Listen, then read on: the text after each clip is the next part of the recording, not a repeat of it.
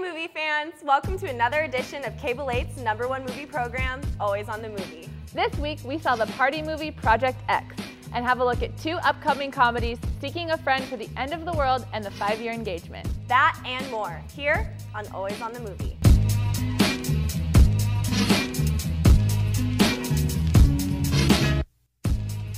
Welcome back to another edition of Cable 8's #1 movie program, Always on the Movie. I'm Brenna McCadden. And I'm Anna Bliven. This week, Brenna and I tuned into the party film Project X, which some critics call Superbad on crack. 3 high school seniors plan the most epic party ever while their parents are away. As the party pursues and trouble arises, the neighborhood will never be the same again. Take a look at Project X. Tonight's about the girls we never had a shot at. Tonight's about changing the game.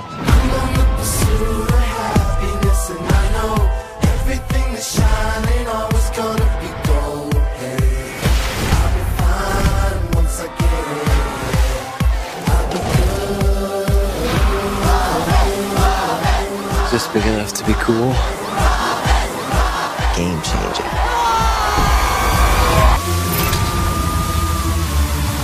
I love this movie. I thought it was a perfect depiction of high school and the characters were all lovable. It was hilarious and so much fun to watch. As the party went on, it got crazier and crazier and my jaw dropped more than once. A couple of the party scenes were shot with a handheld camera, so it was a little shaky, but I loved it anyway and it made me want to go out and party. I agree, Anna. I think we must have gone to the same high school. We had to have. The movie was perfectly depicting the obnoxiousness of every underdog boy I've ever known. The handheld camera made it more realistic, and it was a great party. Other than the guy with the flamethrower, of course. He was kind of weird. Either way, I'm always up for a movie that makes me want to rage. That's what we thought about Project X. Let's send it over to Sarah and Brenna for upcoming attractions. Hi movie fans and welcome to Coming Attractions. I'm Sarah Moore. And I'm Brenna Kelly. This week, we look at 2 romantic movies. One movie looks at the beginning of an engagement, while the other deals with the end of the world. Let's take a look at the 5-year engagement. Have you 2 picked a date yet? Not yet, but within the year. Congratulations, you've been promoted. You're going to be with us for a few more years. Can't wait to tell Tom. You told me that it was going to be 2 years. It's sort of like when you're on a treadmill and you tell yourself, I'm going to run 5 miles today, and now it's forever miles. When was the last time you were on a treadmill? Sorry. This is supposed to be exciting. This is your wedding. You only get a few of these. Well, I wonder... Of course, the men will wear yarmulkes. Babe, you don't have a yarmulke. I have a hold. It's in my Jewish drawer. I don't think we can figure out all of our problems before we get married, but I promise you that I will just love you every step of the way. Any ideas when this wedding might happen? Grandparents do have a tendency to die. Mom, they're all right there. Well, for now. This is why we do not delay weddings. You can't go wrong with Jason Segel and Emily Blunt, both successors in making us laugh over the years in films like Forgetting Sarah Marshall and The Devil Wears Prada. They joined together as an engaged couple that just can't seem to tie the knot. This trailer was making me laugh the whole way through. I'm positive with producers Judd Apatow, who we know from Knocked Up and The 40-Year-Old Virgin, and Rodney Rothman, most famous for Get Him to the Greek, that this will be another instant classic among romantic comedy lovers such as myself. I can't wait to see this in theaters. I agree. I think this movie looks absolutely hilarious. The characters seem well written and very real. I like that this movie focuses on the journey as opposed to just the wedding. From weddings to the end of the world, let's take a look at Seeking a Friend for the End of the World. The final mission to save mankind has failed. The 70-mile-wide asteroid known as Matilda is set to collide with Earth in exactly 3 weeks' time, and we'll be bringing you our countdown to the end of days, along with all your classic rock favorites. So feel free to wear your casual Friday clothing pretty much any day of the week. And if anyone wants to be CFO. Anyone? So, what are you doing with the rest of your life? Catching up on some me time, find God, maybe move around some chairs. Maybe I'll run into you an orgy or something. Well, that sounds nice. Listen, Elsa, you don't have to come next week or ever if you don't want to. It's okay. You fighting me? There's just no need. Forget it. See you next week, Mr. Dachi. I regret my entire life. Okay. Okay. Bye. Bye now. We should set up Dodge with Karen, don't you think? It's everything I never wore. The sky is falling. I've been with a different girl every day. They don't care about diseases. Are you gonna call them back? Or are you related, you know? No, I don't. I You don't? Hello? You okay? No! I'm never gonna see my family again. Would you like to come in? I won't steal anything if you don't kill me.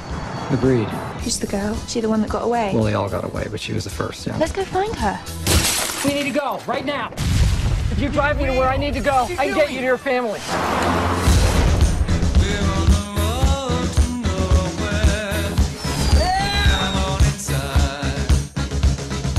Luckily, I'm getting my midlife crisis in just under the wire.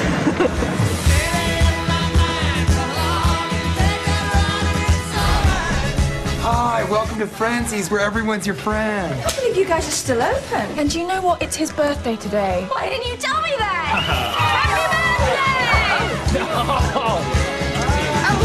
Happy birthday! Yeah, we should go. We should go. We're on the road to nowhere. You can't be serious. How fast are you going? 15 miles an hour over the speed limit. Given the... Couldn't you find it in your heart to give my friend here a fighting chance of being with the one he loves before we all reach our untimely conclusion? No. Lauren Scafaria, who wrote the screenplay for Nick and Nora's Infinite Playlist, is making her directorial debut with Seeking a Friend for the End of the World.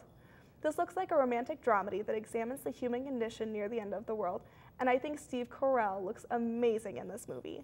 The always hilarious Steve Carell and stunning Keira Knightley make an unlikely duo in the comedy, drama, and even romance-filled movie. After news of a coming asteroid to collide with Earth, the two embark on a road trip together to live out their final days. The quirky moments seen in the trailer seem to have a good balance with the dark apocalyptic tone, and let me tell you, I am excited for the end of the world after watching this trailer. That's it for coming attractions. Now back to you, Anna and Brenna. Thanks, Brenna. This week, our DVD reviewers watched the winner of many Academy Awards, including Best Cinematography, Martin Scorsese's Hugo. Over to you, Indy and Aaron. Welcome to DVD Review Movie Fans. I'm Aaron Tompkins. And I'm Indy Verkammer. This week we watched Hugo, a film based on the New York Times bestseller, The Invention of Hugo Cabret, about an intelligent orphan who goes to great lengths searching for a message he believes his deceased father left behind for him.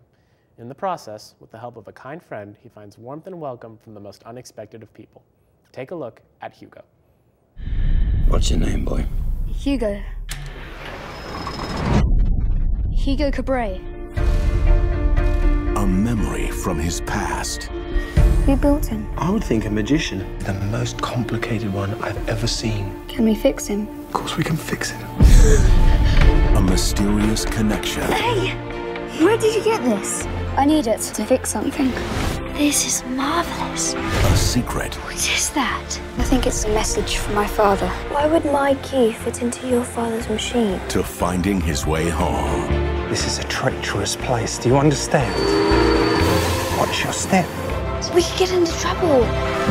That's how you know it's an adventure. Once upon a time, I met a boy named Hugo Cabret. He searched to find a secret message. I need to know what this means. And how that message lit his way. Hugo! All the way home. Well, I thought this movie was phenomenal. It's no secret that Martin Scorsese is one of the best filmmakers who ever lived. With this film, he proves he can tackle any genre and make a fantastic, spellbinding film. Given Scorsese's love of old movies, it's easy to see what attracted him to make this one. Another great thing about this movie is that audiences of all ages can really appreciate it, which I feel like is pretty rare. And even more impressive, I felt like in the entire duration of the movie, which was more than 2 hours, it never faltered. Its magical nature was never overdone, and its solid acting made it heartwarming and inspirational. All the actors in the film do their jobs equally well. Nobody really stands out as brilliant, though Ben Kingsley does have the best part and does give the film's best performance, in my opinion. Without a doubt, I think this film deserved the Academy Awards it won. That's what we have to say about Hugo. Back to Anna and Brenna. Thanks, Indy and Aaron. This week, Alicia went to campus to see what you, the students, felt about sequels. Over to you, Alicia. Moviegoers, I'm Alicia with AOTM. This week, we're looking at movies that shouldn't have got a chance at number 2, and we're here at the theater to find out what people think are the worst sequels ever. Probably have to be The Butterfly Effect 2. Ever. I'm going to say Hangover 2, because it was the exact same thing as the last one. Okay, the worst sequel I can think of right this second is Pirates of the Caribbean, The Dead Man's Chest, the second one. So what would you say is the worst sequel ever? Grease 2. Grease 2? Mm-hmm. Probably The Hangover 2. It's the worst sequel ever. Yes, The Legally Brown 2. Probably Speed 2. Mostly just because any sequel where the main characters are not the same as before, but Speed 2 is just bad. What would you say is the worst sequel ever? The second Pocahontas. Tough call, but I'd really have to say Temple of Doom. You think is the worst sequel? Sex and the City. Yes, horrible. Yes. Great, thank you. So what would you guys say is the worst sequel? Of all time, probably the sequel to the movie Gone with the Wind. It's called Scarlet. It was made for TV. Yeah. I've never seen it. It shouldn't have been made. Let's go back to the studio for a theater throwdown. Good evening, movie fans. My name is Bruce Jones, and tonight we're doing something that has never been done on Always on the Movie. Tonight's debate will be about the worst sequel ever made. Sometimes a movie director just needs to know when to stop and move on to the next. We all hate those movies that get your hopes up during the trailer, and then you go to see it and sit there thinking, why the hell did I waste my money on this? Let's be real, the second or third movie of a series rarely competes with the original. So this should be one of the best debates of the season.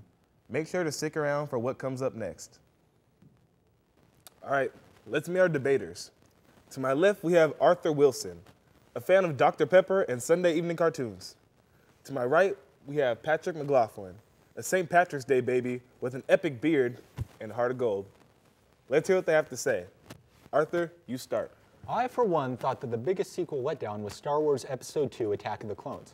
When I saw the previews for that movie, I thought it'd be an unforgettable, action-filled experience. What I got instead was a boring love story that didn't have anyone lifting a thumb until halfway through the movie. I understand love is an important story arc, but did they really have to dedicate the entire movie to it? The action does pick up once Jango Fett and Obi-Wan Kenobi fight on Kamino, and also during the Jedi battle on Geonosis. But I'm afraid I'm going to have to give this movie a C+ as a ranking, to think that this movie had all that potential. Okay, Patrick, you're next. My pick for worst sequel is going to be Jurassic Park 2, The Lost World. The follow-up of a groundbreaking piece of cinema just went a little too over the top for me to find it enjoyable. I found Dinosaurs in the City more funny than scary, and I just couldn't believe anything that was happening. Bad movie. All right, guys, you know what time it is. Theater throwdown. Okay, Patrick, at least your movie had action. All I got was, oh, come here, Anakin. Oh, no, come here, Padme. I mean, what was so bad about this movie was 20 minutes into it, the ushers were passing pillows and warm milk because everybody was falling asleep. You know what was bad about my movie is people actually watched it.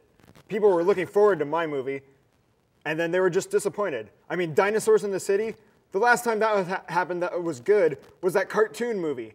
And that actually was more entertaining than this one. Okay, look at episode 3. And then look at episode 1. I found watching Jar Jar Binks for an hour and 30 minutes more enjoyable than watching the love nest that was going on during that movie. That's funny because nobody else did. Nobody likes Jar Jar Binks. But Jurassic Park, everyone loved Jeff Goldblum in Jurassic Park. But in The Lost World, he was just a mess. Wasn't even the same character. All right, guys. Okay, you guys have some convincing arguments. But for tonight's debate, I'm going to have to go with Mr. Arthur Wilson. He had a pretty convincing argument, and if I was going to the movies with some of my friends, I wouldn't want a pillow and warm milk either. I'm trying to be awake. So with that being said, you're our winner. Back to you, Anna and Brenna. Well, there you have it, and congratulations to Arthur, I guess. That wraps up another edition of Cable 8's #1 movie program, Always on the Movie. Be sure to like us on Facebook and check out our YouTube channel where you can watch all of our episodes. See you next time, movie fans.